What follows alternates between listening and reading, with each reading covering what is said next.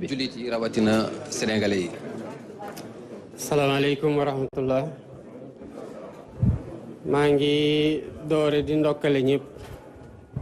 gannaaw bi mu leen nuyu sénégalais yëpp ak fépp fu ñu mën a jullee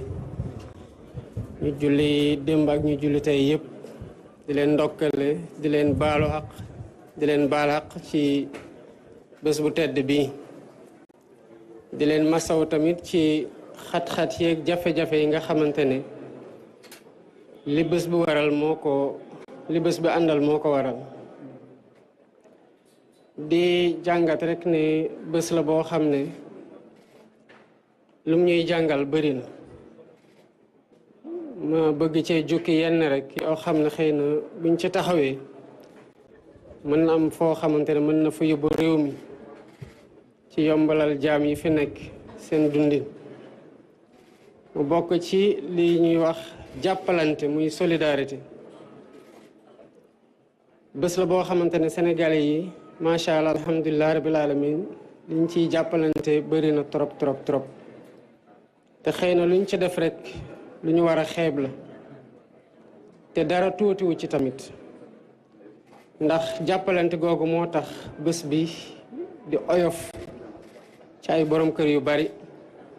ci xat-xat yu ñuy am pour am loo xamante ne xëy na ku ko amul rek te bés ki mën na doon tiis ci yow sa digganteeg sa borom mais surtout sa digganteeg sa njaboot muy xar yi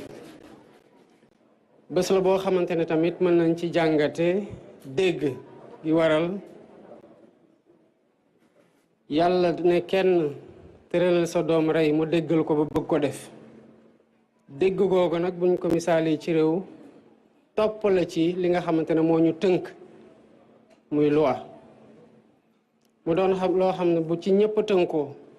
bu dee loi baax na xëy na ni ñu dundee dina gën a yomb te dina gën a jag ci ku ne te dina ànd ak sécurité bi ñëpp soxla pour dund ci afi ci dëkk bi bu loi desee jag nag ñu gën ko jagal waaye ñu topp ko ba tey ak ci fànn wu mënti nekk bés la boo xamante ne tamit mën nañ ci jàngee yërmande ci koo xamante ne yàlla dogal na ba ñu teral ko yàlla ne taxaw leen ndax bu defal woon loolu kon mën na doon mettit ci moom waaye mën na doon mettit ci ñi nga xamante ne ñoom lay doon sarti ci ñoom ñu war ko wàccoo yërmande googu nag nguur gi moo ko amel ko askan wi ci fànn yépp nag ci nu mu leen gën a mën a yombalalee seen dund rek incha allah rabbi dinañ ci taxaw bu baax a baax a baax loolu moo waral ni jamono métier yépp ñëpp xam ku li ñuy wax conjoncture internationale maanaam mu am loo xamante ne ay jafe-jafe la am ci bitim réew waaye mu am nu mu ñuy sonalee fii rawatina ci liy seeral dund gi di ko jafel liñ ci ñëw bi ñu ñëwee liñ ci fekk tar na trop ñëpp xam nañ ko waaye def nañu suñu kéemtalaay kàttan ba wane sénégalais yi ne ñun fu ñu toog suñu xel ak suñu xol yëpp ci ñoom la nekk ñuy xool ay pexe di ko nas guddeeg bëccëg suba ak ngoon pour xool naka lañu leen yombalee dund gi ci anam wu ne kon loolu moo tax ba wàññi yi am te ci pexe yi ñu nekk wéyal di nas am nañ yaakaar bu baax a baax a baax ne bu ñu demee ba ci kanam incha allah rabbil yeneen dina amati di ndokkale ñëpp ñi nga xamante ne taxawee nañu fu ne pour sénégalais yi mën a dem ci nu mu gën a yombee fekk ji seen njaboot am lu ñuy yóbbaale kon bés la boo xamante ne sant yàlla moo ci war bu baax a baax surtout ren gii nga xam ne macha allah alhamdulilah rabil alamin fekk na jàmm am na ci réew mi dal am na ci réew mi juboo am na ci réew mi ñuy góorgóorlu nag ci juboo di waxtaanee réew mi tamit ci lépp loo xamante ne jàpp nañ ne ab coppite la ñu war a ko tëral ci réew mi loolu moo waraloon bu ñu jàppee ne yoon mooy li ñu war a njëkk a jooyante ci réew mi dañoo woote waxtaan ne kaay leen ñu xool naka la ñuy tëralaatee suñu réew ci wàllum yoon ba buñ ko doxalee ñëpp a nangu ne lu ñu la mënti teg li nga xam ne yoon moo la teg lii waaye kenn teggu la ko noonu lañ ko fas yéene wéyalee ci yeneen ñi nga xamante ne mënta ñàkk ñu waxtaane ci askan wi ndax lu ñu yore dénkaane la rek am na ñu ko yoroon avant ñun ñoo ko yor fu mu toll nii di ko doxal bu ñu demee tamit ñeneen dañ ko yor kon loolu laa bëggoon rek dénk Sénégal yi delluwaat baalu xaq baal ñëpp xaq te ñaan yàlla tamit mu may ñu fekke waat at yu bëri man ak tawfeex ak taysiir ak yokkute ak wér-gu-yaram incha allah rabbi salaamaaleykum wa rahmatullah. Excellence, la fête de la Tabaski symbolise le sacrifice, mais aussi la soumission en ce jour saint. Quel est le message que vous voulez faire parvenir aux Sénégalais? Je voudrais d'abord saluer l'ensemble des fidèles musulmans du Sénégal et de la Oumma. Avoir une pensée pour tous ceux qui l'ont célébré avec nous l'année dernière, mais qui ne sont plus de ce monde. Et prier Allah subhanahu wa ta'ala qu'il leur réserve de clémence et miséricorde et les accueille dans son paradis le plus élevé. La fête d'aujourd'hui est une fête du sacrifice, vous l'avez dit. C'est une fête aussi de la soumission. Ce sens du sacrifice, les Sénégalais l'ont démontré à moultes occasions pour donner corps à ce qui nous vaut la fierté et la satisfaction de tous les Sénégalais en nous-mêmes, mais vis-à-vis du monde entier, à savoir la démocratie, la République du Sénégal avec ses valeurs démocratiques et républicaines. Nous en rendons grâce à Dieu. C'est une fête aussi de soumission. Soumission à la recommandation divine, qui peut être mise en parallèle à la soumission à la loi qui nous régit tous, qui, quand elle est juste, elle doit faire l'objet d'une application universelle, sans distinction d'aucune sorte. Si elle est inadaptée,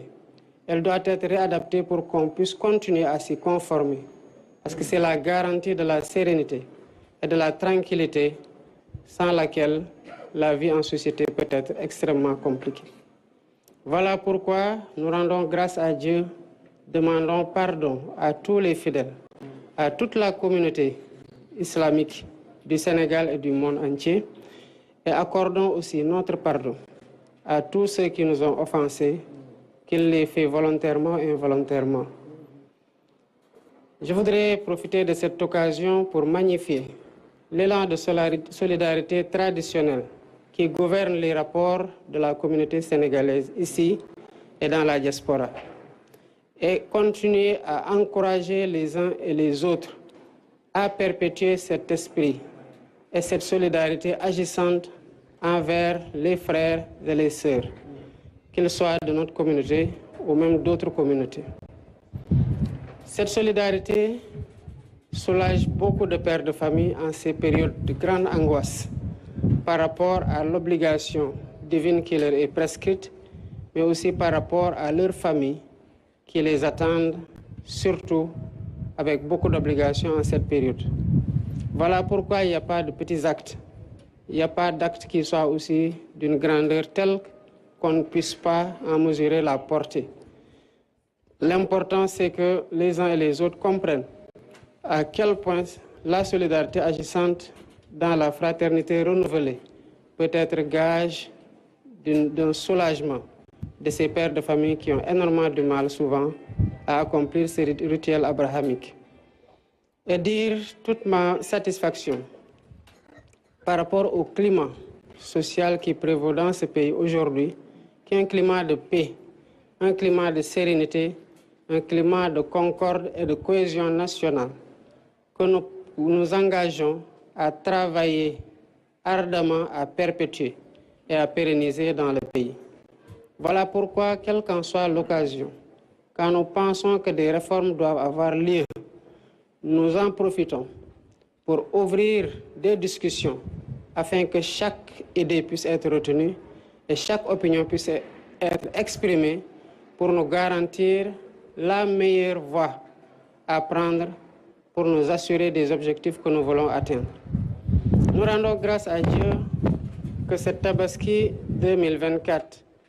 corresponde à l'exploitation du pétrole et du gaz avec le first oil que nous avons reçu.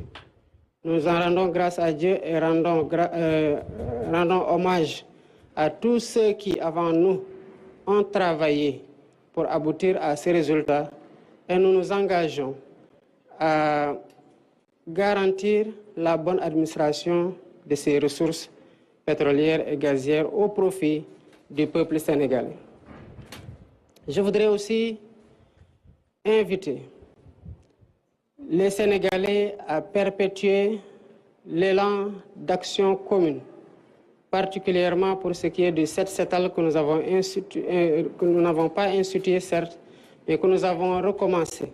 et que nous entendons surtout pérenniser. Nous avons dit que le défi, c'est le défi de la pérennisation.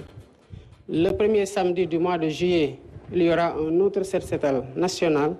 Mais avant cette date, nous savons à quel point il y a beaucoup de déchets à l'occasion de la Tabaski. Nous invitons les Sénégalais, où qu'ils soient, à penser à bien nettoyer pour que le Sénégal, des villes comme des campagnes, garde la propreté que nous avons contribué à lui redonner il y a de cela quelque temps. Je voudrais enfin renouveler ma demande de pardon auprès de tous les Sénégalais d'ici et de la diaspora et rappeler et accorder à nouveau mon pardon à tous les Sénégalais d'ici et de la diaspora et dire mes prières pour un Sénégal prospère, pour un Sénégal juste, pour un Sénégal de cohésion. Salam alaikum wa rahmatullah. jërëjëf kon nag dégg ngeen discours bi nga xamante ne son excellence le président Bassirou Diomaye Diakhar Faye def na ko comme ni mu koy defee saa su ne ci Korité bi defoon na ko addu ci li nga xamante ne moo soxal jamono ji réew mi tey tamit mu dellu si daal di ñëw ci ay poñ yu bëri ci yooyu nag mu ñëwaat ci li nga xamante ne mooy symbolique tabaski bi di soumission bi nga xamante ne moom la ko définiré ak li nga xamante ne moo di solidarité bi nga xamante ne moo war a dox ci digganteeg jullit yi rawatina ñi nga xamante ne ñoo di néew si doole yi nga xamante ne saa su nekk rek tey war nañ leen taxawu ba fi nga xamante ne ñeneen ñi nga xamante ne yàlla may na leen amaan na ñu am lu ñu jëndee gàtt sol seen doom yére ñoom tamit ñu fóotee foofu sëñ xaalis dañuy faral di wax ne Sénégal y a des milliardaires waaye tey bu fekkee ne am na milliardaires yoo xamante ne bu ñu doon jënd ay gétt kon yaakaar naa ne ñëpp ñi nga xamante ne seen loxo jotu seen gannaaw dina leen jàppale ci li nga xamante ne moo di la fête du sacrifice nga xamante ne tey loo am yére te amoo xar daanaka amoo dara kon nag président mu ngi noonu di saafonteeg ñi nga xamante ne mooy le corps diplomatique lii nag day mel ni le royaume